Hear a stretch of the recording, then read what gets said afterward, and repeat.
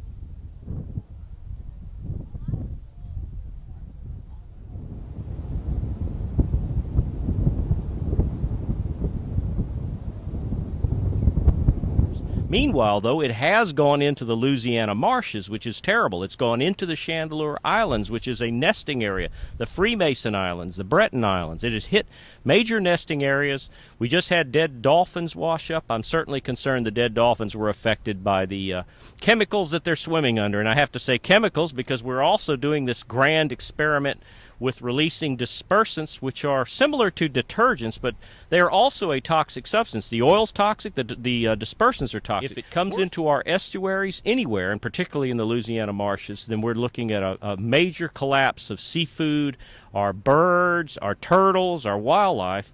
And, of course, the worst case I've seen predicted is that it might actually enter the Gulf Loop and go to the Florida Keys. I would hate for anything in Florida to be affected by this. The situation in the Gulf right now is there's about 25,000 barrels of oil leaking a day. It could go to 150,000 barrels. And my ideas about the future are based directly on how much of that oil comes out and for how long. The first line of defense has to be stopping the leak. The second line of defense has to be protecting our marshes and beaches so that this foul mess doesn't get on them. And the third line of defense is cleaning up what we can't catch. Good evening, I'm Darrell Willis from BP. I am glad to be here, not under the best of circumstances, but I'm glad to be here. I'm here for two reasons. One, because this is business, but the second reason I'm here is because this is personal for me. I grew up in New Orleans, Louisiana. I'm a geologist by background. I've spent many summers on the Gulf Coast. I've spent many summers on the Gulf Coast with my parents, with my grandparents, with my aunts and my uncles, and we've got a problem out in the Gulf of Mexico that we've got to fix. We're going to fix it, and we're going to do whatever we need to do to make sure these communities are restored to their fullness. When y'all gonna pay us? When y'all gonna put us to work? When you gonna make the folks leave y'all? What's the work?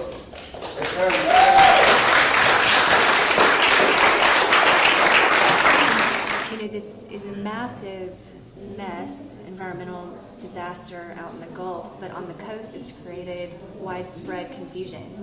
And so one of our biggest problems is getting the right information and putting it up on our blog, which you can go to at www.healthygulf.org. We're blogging every day to try to get accurate, up-to-date information out to the public and our members every day.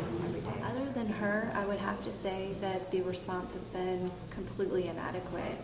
I think having BP in charge of the response and recovery is not the best way to go about this.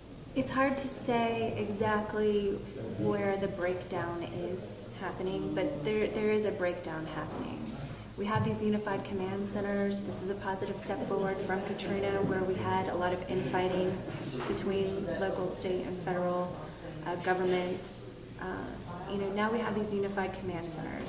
That's great, okay, but BP is still in charge, and our federal agencies are kind of reluctant to step forward because they want BP to be responsible to pay for everything.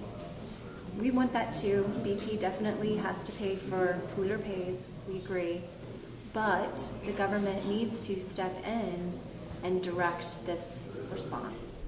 There are not words to describe how disappointed I am in this panel and their response to the genuine concerns of the citizens of the state of Mississippi. The very idea that British Petroleum, after their irresponsible behavior, is being allowed to go out and in the Gulf and take the samples that the EPA is using is so egregiously offensive to me. I cannot find the words to describe my outrage.